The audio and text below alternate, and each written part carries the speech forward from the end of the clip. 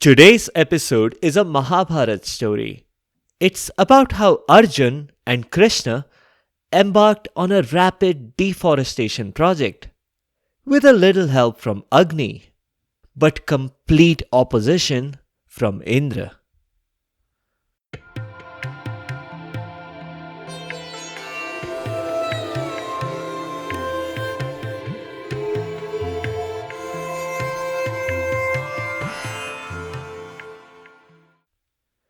Namaskar and welcome to Stories from India. This is a podcast that will take you on a journey through the rich mythology, folklore, and history of the Indian subcontinent. I am Narada Muni, the celestial storyteller and the original Time Lord. With my ability to travel through space and time, I can bring you fascinating stories from the past, the present, and the future. From the epic tales of the Mahabharata and Ramayana to the folk tales of the Panchatantra, to stories of Akbar Birbal and Tenali Raman, I have a story for every occasion. The purpose of the stories is neither to pass judgment nor to indoctrinate. My goal is only to share these stories with people who may not have heard them before, and to make them more entertaining for those who have. In this episode, we are back into the Mahabharata. I'll recap the story so far, in case you haven't heard previous Mahabharata episodes. And I also urge you to check out the links in the show notes and on the site sfipodcast.com. The Mahabharata is one of two major epics from India. The other is the Ramayana, which we have also covered before. The Mahabharata started with Bhishma, the crown prince of Hastinapur. Bhishma gave up the throne before ever sitting on it. And he did it for love. Not his own love, his father's. Despite his advanced years, Bhishma's father married a girl, Satyavati, and Satyavati's father extracted a promise from the crown prince that he would never sit on the throne and never have children, and always serve whoever was on the throne. Bhishma did his best, but what was he supposed to do when Satyavati's children and then grandchildren suffered one tragedy after another? After much confusion and turmoil, Dhritarashtra became king. Despite being blind, he was the only possible emperor candidate of his generation. Duryodhan was the eldest of Dhritarashtra's 100+ children. But Duryodhan was younger than Yudhishthir, the eldest of 5 boys of the previous emperor Pandu. Dhritarashtra was pressured by public opinion to make Yudhishthir the crown prince rather than Duryodhan. Duryodhan wasn't happy with that, of course. He overreacted by trying to barbecue Yudhishthir, his 4 brothers, and their mother Kunti. In this plan, Duryodhan was supported by his 100 brothers as well as Karna. Karna was secretly a Pandav brother, but no one at this stage of the story had any idea, not even Karna himself. Unknown to Duryodhan and his 100 Kaurav brothers, the Pandavas and Kunti escaped that fire. Instead of going back and confronting Duryodhan's heinous act, they explored the countryside in disguise. Along the way, Bhim, the second oldest Pandav, got married to a demoness who had reformed her demoness ways, and the new couple even had a child. After that, Bhim killed Bakasur, a local terrorist. Arjun, the third Pandav, was an accomplished archer, perhaps even the best ever. He got a chance to shine at a Swayamvar. A ceremony where a bride picks out her groom amongst an assembled lineup of eligible bachelors. This Swayamvar was that of Princess Draupadi of the kingdom of Panchal. But Draupadi wasn't picking her husband based on personality or looks. This was a particularly difficult archery contest that no one other than Arjun could have won. Arjun indeed won that contest and married Draupadi, but due to a ridiculous misunderstanding, all of his brothers ended up marrying Draupadi too. Arjun had been in disguise when he won the contest, so it took a while for everyone else to catch on that the Pandavas were still alive. But when they did, Dhritarashtra summoned the Pandavas back to Hastinapur. Let's continue the story there with the Pandavas back in Hastinapur. The scene is set at a round table in the Hastinapur palace. There were a number of people here. Emperor Dhritarashtra stormed in. Immediately he took his seat at the head of the table and launched into a well-prepared rant. You Pandavas, you think you own this empire, don't you? Well, you don't. You can't just come and go as you please. Whether you're trying to clear your throat a lot? Someone give this guy a cough drop. To clarify, none of the Pandavas were named Vidur. Vidur was Dhritarashtra's brother and advisor. Though he was physically alright, he did not qualify to be emperor because his mother was a servant. Right now, he was trying to get the emperor's attention. But that didn't seem to be very easy. Waving his arms was not an option, seeing as the emperor was blind. Dhritarashtra went on. Did you even think how much of Duryodhan's blood, sweat and tears went into creating that palace that you so carelessly burned down? My poor boy was so badly hurt. You Pandavas deserve to be whipped. Again, Vidur? I really must speak my mind today. Stop interrupting. Now, back to you Pandavas, and in particular you, Yudhishthir. You neglected your crown prince duties and you ran away. Maybe you got cold feet, I don't know, and I don't care. My boy is the new crown prince, and that's the way it's going to be. I have a good mind to give you nothing at all. But I can't forget that you are the sons of my dearly departed younger brother, Pandu. And solely out of the generosity of my heart, I'm not going to leave you homeless. I've decided to give you Khandava. Again, Vidur? What is it? Spit it out. Can't you see I'm in the middle of something important here? Vidur finally had an opening. Sire, the Pandavas aren't here yet. It's just you, me, and a few of the Hastinapur elders. Everyone was careful not to laugh. An emperor who couldn't see whom he was addressing or not addressing was no laughing matter. What happened after the Pandavas arrived, we don't have to go into. Let's just say Dhritarashtra expressed himself again. Not as forcefully. I guess once bitten, twice shy. Let's just say that the Pandavas accepted the deed to Khandava, whatever that was, and promptly headed there. They weren't sure what it was until they got there. Arjun initially thought it might be a summer palace. Nakul and Sahadev thought it was a horse farm. Not surprising with those two. They always had horses on their mind. Bhim thought it was a wrestling arena. Kind of like the ones you see in WWE. Complete with a ring that's not shaped like a ring at all. Yudhishthir thought it might be a landfill. A garbage dump, if you will. Draupadi thought it might be a village or a small town of some kind. No one was correct. Khandav was a forest, and a dark forest at that.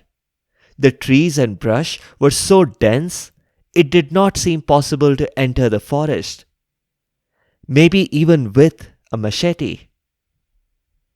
Everyone was utterly disappointed. This was it? This was what the emperor gave them? They even thought their little hut near Drupad's kingdom was much better than this. Arjun took a slightly different view.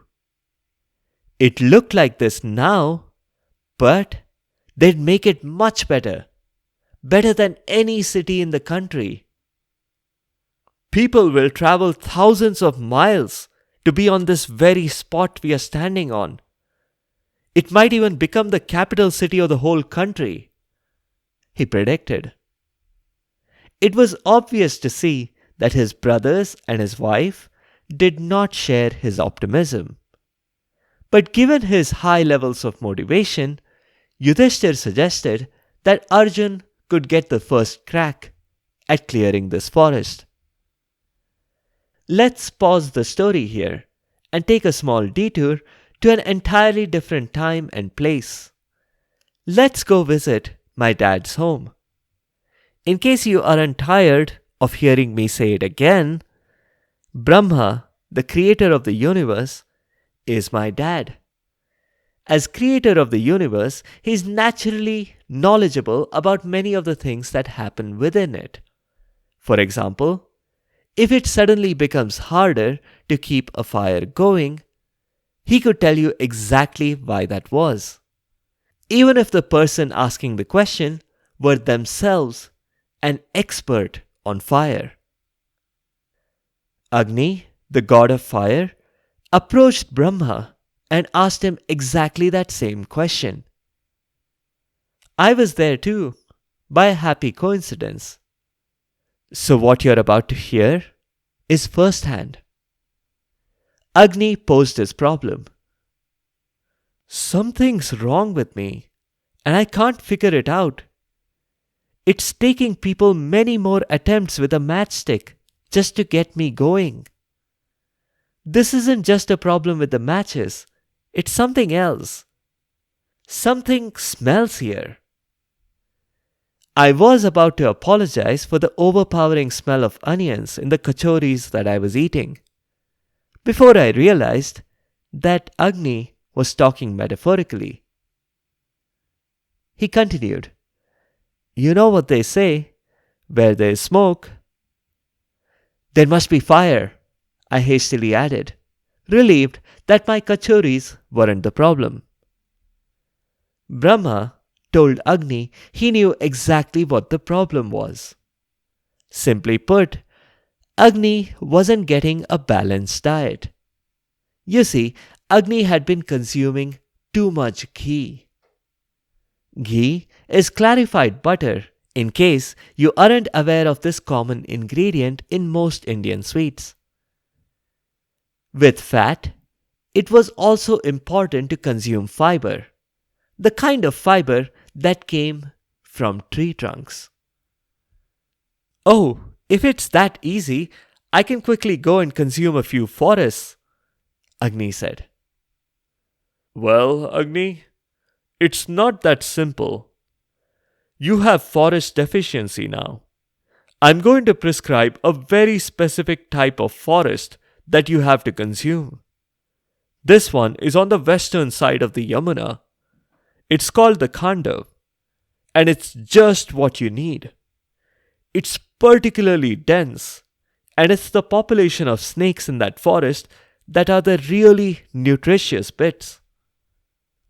Agni immediately went there, and because I was really curious, I went along. Agni said it was going to be quick work. But it wasn't, because the moment Agni reached out to set fire to his very first branch, the fire went out. It was doused by the rain. A super localized rain that came out of nowhere and targeted just Agni's flame. Well, It came out of the sky, really, so not nowhere. What I mean to say is that the very localized rain caught us by surprise. Agni tried again, but the same thing happened again. This was definitely not natural. This was Indra intervening. Indra is the ruler of Swarg, or heaven, and he's the leader of all the Devs. He's also the god of rain, lightning, and thunder. So you can imagine he's capable of creating just enough rain to extinguish the possibility of a forest fire. But you may ask, why Indra cared about this forest? The answer was that Indra was good friends with Takshak, the snake king who lived here. Indra couldn't stand idly by while his friend's home burned down, could he? Agni tried again, but Indra thwarted him once more. I pointed to a couple of people in the distance. Maybe we could go ask them if they had a matchbox and an umbrella, a forest-sized umbrella. As we approached them and Agni realized who they were, he quickly changed into the guise of a scholar. You know, those who regularly walk around in saffron robes, chanting wise things, and commanding royalty to do their bidding. The reason Agni disguised himself was that these two gentlemen we were approaching were royalty, ready to do a scholar's bidding. The two people were Arjun and Krishna. Krishna was visiting his cousins. Without meaning to, I caught a little bit of their conversation.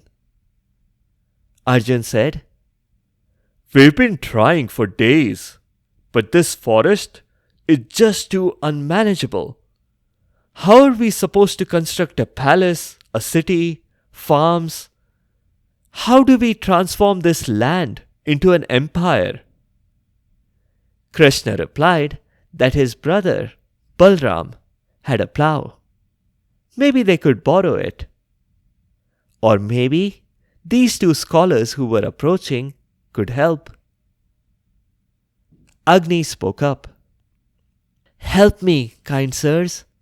I'm very hungry and I need to eat." As the host, it was Arjun's responsibility to help.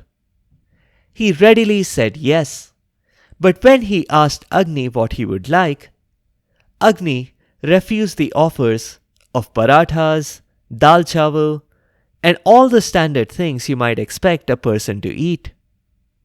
Instead, Agni changed into his true form, a giant ball of fire. "Whoa," Arjun said. "You don't have to go all up in flames. Our cooking is not that bad." I had to intervene and introduce Agni and myself. But that didn't shake Arjun's resolve. It only strengthened the fire in his belly. "I'll do it," Arjun said, energetically. "So what if Indra is trying to rain on your parade?" "Fire," I corrected. "We'll fight fire with fire." "Water," I corrected again. "Whatever. I'll help you, Agni." Krishna, ever the practical one, asked how exactly was Arjun going to help him. He had just his ordinary quiver of arrows and his regular bow. Agni said that maybe he could help. He had a bunch of weapons, divine weapons, forged in the purest of fires. Presumably, those would give the warrior a bit of a boost. To visualize what happened next, it might help if you have seen some Hollywood movies.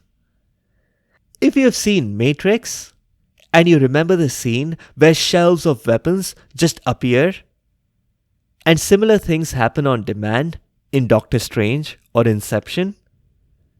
Well, something very similar happened here. Shelves of weapons appeared out of nowhere. There was every kind of arrow there. They were dam building arrows, a rock breaker arrow, a Floodmaster 3000 that could change the direction of any river, and a drought maker that could dry up a lake, and bows, lots and lots of bows, including the very famous Gandiv. One version of this legend also has Krishna receiving his Sudarshan Chakra at this point. You know, his thought controlled flying discus with its 108 serrated sharp edges. But the alternative to this legend is the more well known version, where Krishna got the Sudarshan Chakra from Parshuram. Anyway, Agni also supplied a shopping cart for their convenience, and Arjun built up quite the arsenal.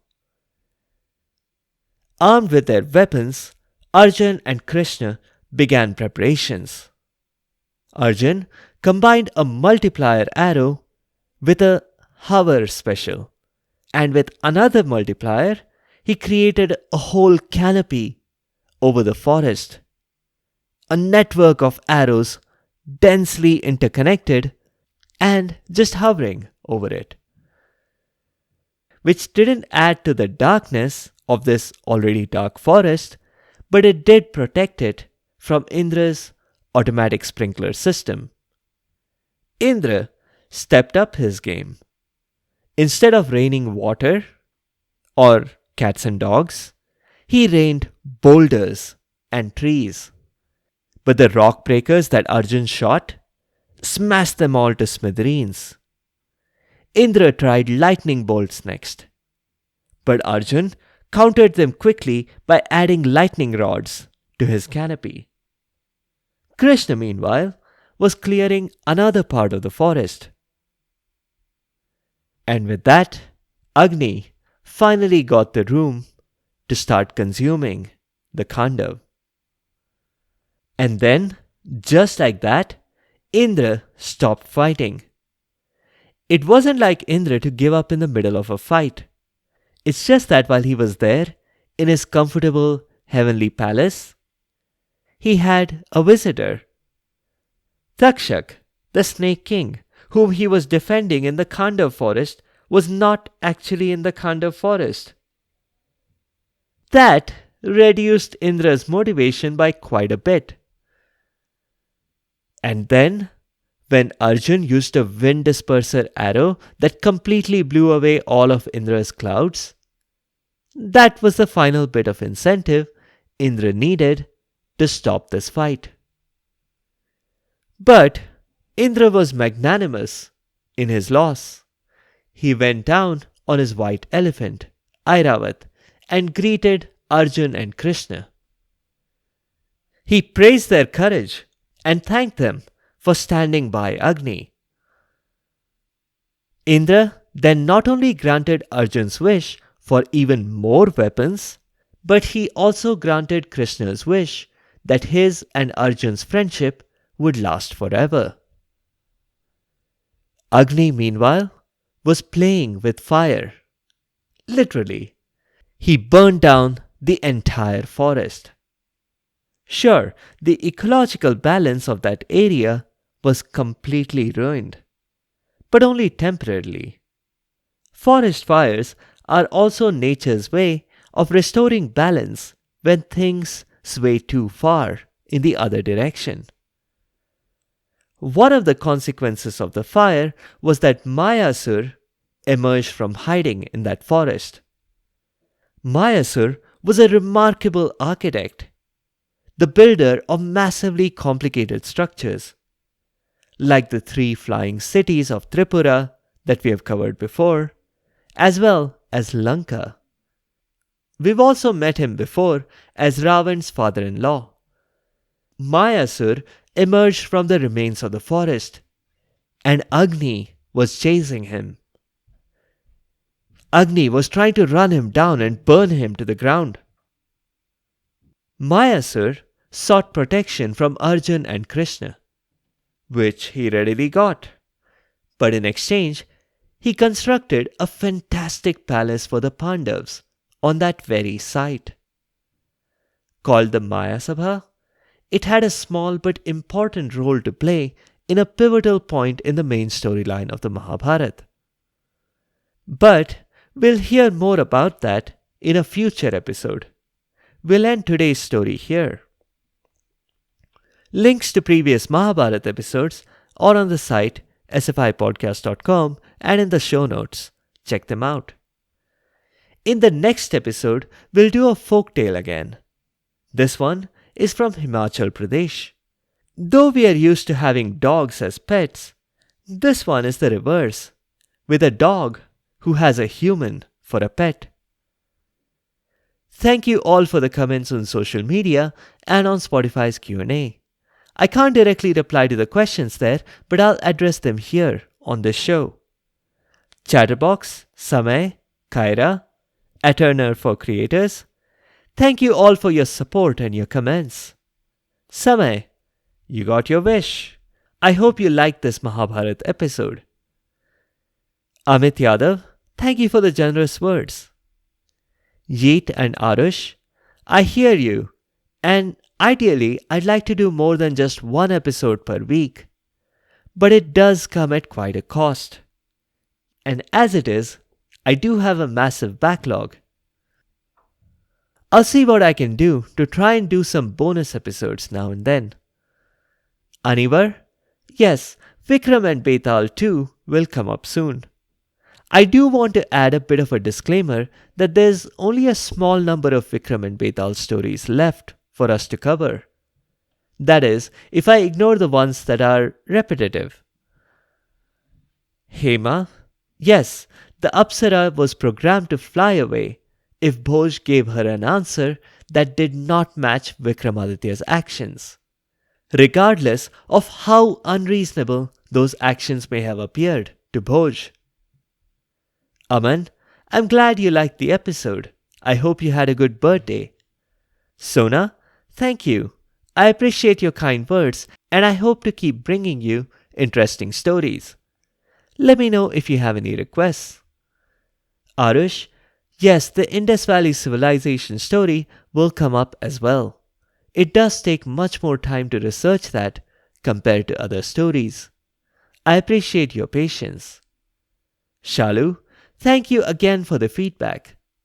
Yes, certainly, Swami Vivekanand and Subhash Chandra Bose are both on my backlog, as is a Thenali Raman story. Hiranmai, it is indeed a privilege to view all these events in live action, as you put it. The Namaskar at the beginning is a new addition based on feedback from some of you listeners. If you have any other comments or suggestions, or if there are particular stories you'd like to hear, please do let me know by leaving a comment or a review on the site sfipodcast.com or reply to the questions on Spotify's Q&A. You can also find me on Instagram and Facebook.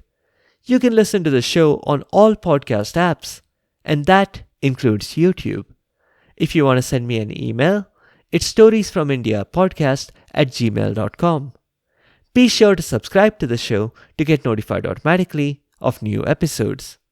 A big thank you to each and every one of you for your continued support and your feedback. The music is from purpleplanet.com. That's purple-planet.com. Thank you for listening, and I'll see you next time.